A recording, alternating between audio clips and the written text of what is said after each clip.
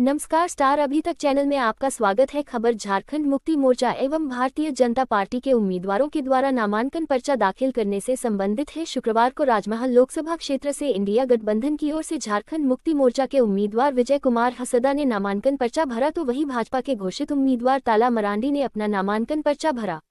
लगभग 1 बजे जिला निर्वाचन पदाधिकारी के कार्यालय में सबसे पहले भाजपा उम्मीदवार ताला मरांडी नामांकन पर्चा दाखिल करने के लिए पहुंचे। उनके साथ नेता प्रतिपक्ष अमर बावरी थे, जबकि इंडिया गठबंधन के प्रत्याशी झारखंड मुक्ति मोर्चा के विजय हसदा 1:50 पर जिला निर्वाचन पदाधिकारी हेमंत सती के कार्यालय में पहुंचकर अपना नामांकन पर्चा दाखिल किया। विजय हसदा के साथ महेशपुर के विधायक स्टीफन मरांडी सहित अन्य प्रस्तावक शामिल थे। नामांकन पर्चा दाखिल करने के बाद दोनों ही पार्टियों की ओर से जनसभा की गई। भाजपा ने सिद्धू कान्हू स्टेडियम में जनसभा की, जहां बाबूलाल मरांडी ने मंत्री आलमगीर के घर पकड़े गए रुपए पर उठाए सवाल, तो नेता प्रतिपक्ष अमर बावरी ने बांग्लादेशी घुसपैठियों का उठाया मुद्दा।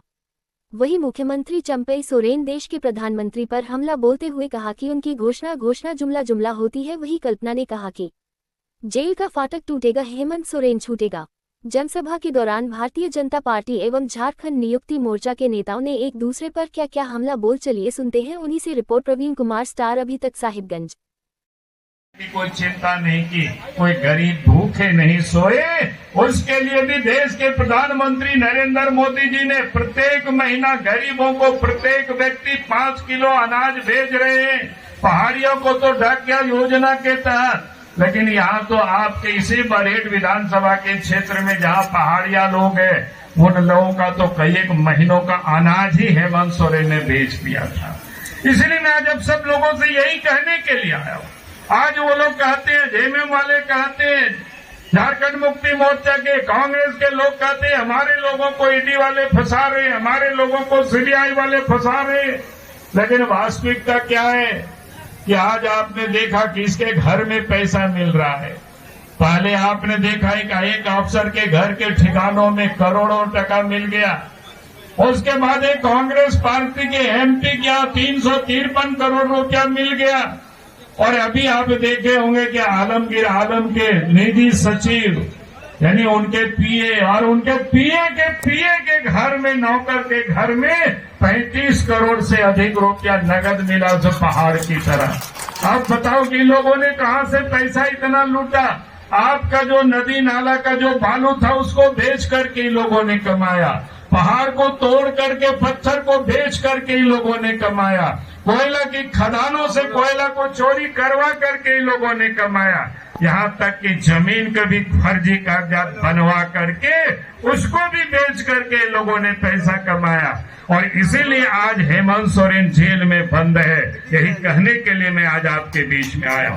दूसरी बात, वो लोग क्या कहते हैं कि बीजेपी की सरकार बन जाएगी, आदिवासियों का जमीन लूटेंगे।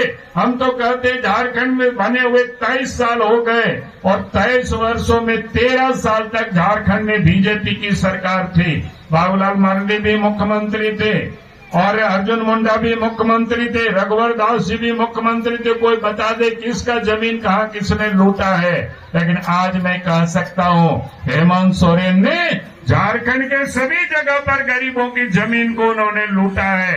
आज तो इतना बड़ा दस्तावेज तो हमारे पास ही लोगों ने ला करके दिया हुआ है कि इसलिए ये जो लुटेरे लोग हैं, और इतना ही नहीं, कांग्रेस पार्टी ये सारे लोग मिल करके आदिवासियों को जमीन से किसने बेदखल किया है, यही लोगों ने किया है। कांग्रेस के राज में बड़े बड़े कारखाना खुला था, यहाँ के लोग भी स्थापित हो गए, आज तक न्याय नहीं मिला।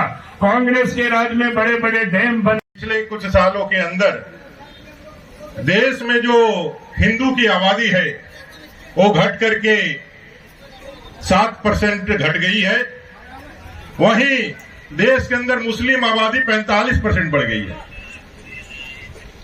यह खबर एक अलार्म की घंटी है, विशेष करके जब हम संथाल प्रणा में जब बातें करते हैं और संथाल प्रणा के इस पूरे डेमोग्राफी की जब हम बातें करते हैं और अपने पूर्वजों की उस लड़ाई को याद करते हैं, चांद भैरो, फूलो जानो, सिद्धू कान्हू, जिन्होंने अपने संस्कृति, अपने भाषा और अपने जल जंगल की जमीन के लिए अपने प्राणों की आहुति दे दी। उस समय मुगल सल्तनत था, उसके बाद अंग्रेजों की सरकार थी। उनके खिलाफ लड़ करके उन्होंने कभी अपने घुटने नहीं टेके, अपने संस्कृति को, अपने प्रकृति को बचाए रखा, आगे बढ़ने का काम किया। लेकिन आज क्या स्थिति है? आज पूरे संथाल परगना में बांग्लादेशी घुसपैठिए हो, चाहे मुस्लिम आबादी की जिस तरह से बढ़ोतरी हुई है, जिस तरह से यहाँ के संसाधनों को उन्होंने लूटने का काम किया है। जब हम 8% आबादी हिंदुओं के घटने की बातें करते हैं तो उसमें दलित भी है, आदिवासी भी है। ये बात हमको चिंतन करने की जरूरत है। सबसे ज्यादा अगर आबादी में यदि घटाव देखा गया है तो इसी सेक्टर में देखा गया है। यह 1 नंबर लोकसभा का क्षेत्र है। आदरणीय मोदी जी जब 2014 में प्रधानमंत्री बने तो सबका साथ सबका विकास का नारा लेकर के वो आगे बढ़ने का काम किए। उन्होंने जो विकास की योजनाएं दी वो हिंदू मुसलमान कोई भेद करके नहीं दिया। हमने घर दिया तो हिंदुओं को भी दिया, आदिवासियों को भी दिया, दलित को भी दिया, तो हम लोगों ने मुसलमान भाइयों के लिए भी दिया। हमने चावल पहुंचाई तो मुसलमान भाइयों के घर में भी पहुंचाई। हमने आयुष्मान का योजना दिया तो मुसलमान भाइयों के लिए भी दिया। लेकिन जब वोट का समय आया तो लोग अपने धर्म को आगे करके वोट करने लगे। तो हमने सबका साथ सबका विकास का नारा देके आगे बढ़ने का काम किया, लेकिन उन्होंने कभी हमारा साथ नहीं दिया। ये भी हमारे लिए एक बहुत बड़ा चुनौती। बहुत अच्छा योजना ला के धरातल पर उतरने का काम किया है।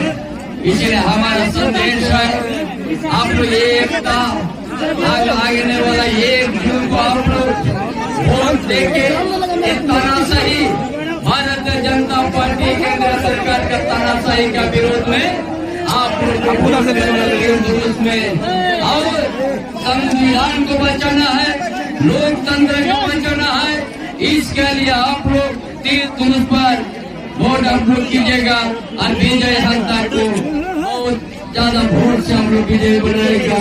इसीलिए हम ये हमारा गठबंधन पूरा प्रदेश में बड़ा मजबूती के साथ अपना मजबूती और जीत भी सुनिश्चित है 14 के 14। इन्हीं बातों के साथ अपना विचार समाप्त करता हूँ। जोहार जय।